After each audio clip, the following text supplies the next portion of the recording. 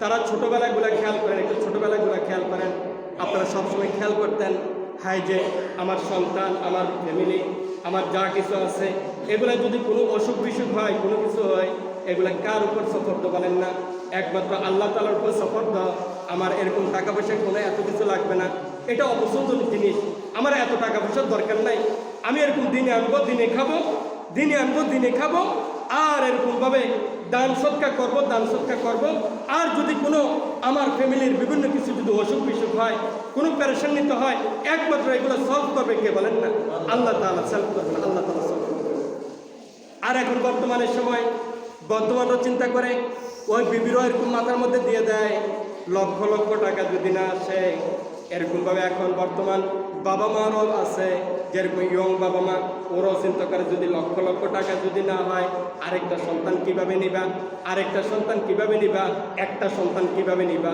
এই কারণে ওই যে বাংলাদেশের যে স্লোগান, এটাই তো সত্য, এটাই তো সত্য। কারণ হলো যে একটা সন্তানে যথেষ্ট, দুইটা সন্তানের দরকার নাই, দুইটা সন্তানের দরকার নাই, একটা হলে ভালো, আর দুটো হলো এটা কেমন জানি খারাপ, যে আর এর থেকে বেশি নিও না, এর থেকে বেশিও না।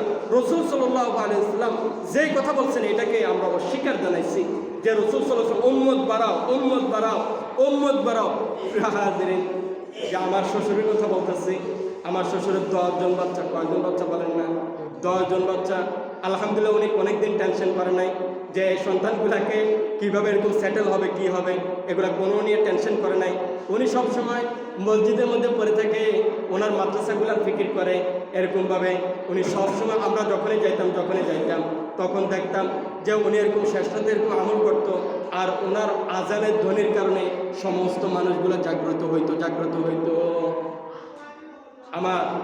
আমার শ্বশুর উনি একজন বড় পীর সাহেবের, এরকমভাবে উনি একজন স্বীকৃতি পাওয়া, উনিও এখন বর্তমানে পীর সাহেব।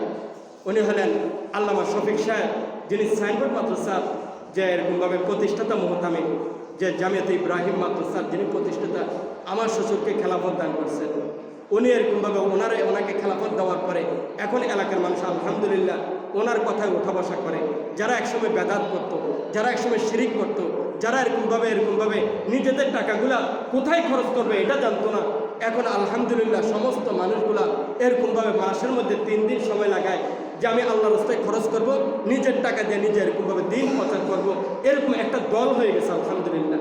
এরকম একমাত্র যে এরকমভাবে ওলামায়ে কেরামদের সোহবতের কারণে, উনি একজন আলেম হওয়ার কারণে অন্য আলেমের সোহবত নিয়ে চিন্তা করলেন যে আমার কিভাবে আমার জিন্দিগিটা সাজাইতে পারি। যে ওনারা তো 10টা বাচ্চা নিচ্ছেন, কখনো তো টেনশন করেন নাই।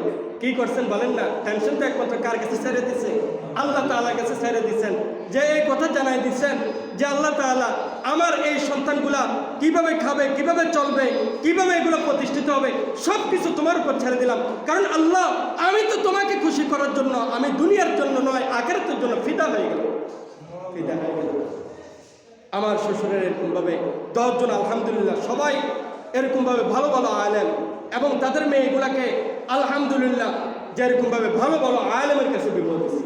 আলহামদুলিল্লাহ, কখনো টেনশন করে না। আলহামদুলিল্লাহ, এরকমভাবে ছেলেগুলো এক একটা এরকমভাবে প্রতিষ্ঠিত হইতেছে। অনেক সময় টাকার জন্য টেনশন করে না।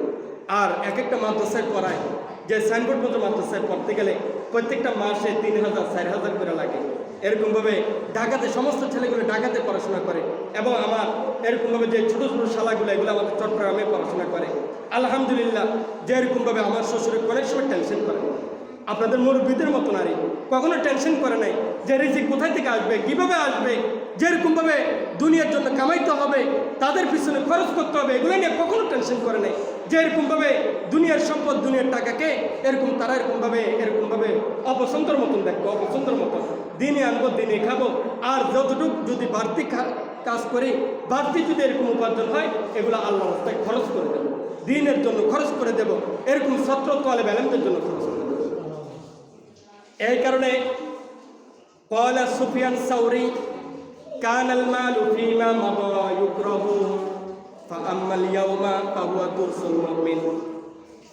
হযরত সুফিয়ান সাওরী বলেন যে আগের একটা সময় এরকম যে কদিম জমানার সময়, ওই সময় মানুষগুলো মনে করতো এই ধন সম্পদ এগুলো হলো অপছন্দনীয়, আর এখন বর্তমানে সময় জানে যে তারা এরকম টাকা ছাড়া চলা কোনো সম্ভব নয়, এই কারণে এই টাকাকে কোটি কোটি টাকাকে তারা ডাল স্বরূপ মনে করে, ডাল স্বরূপ।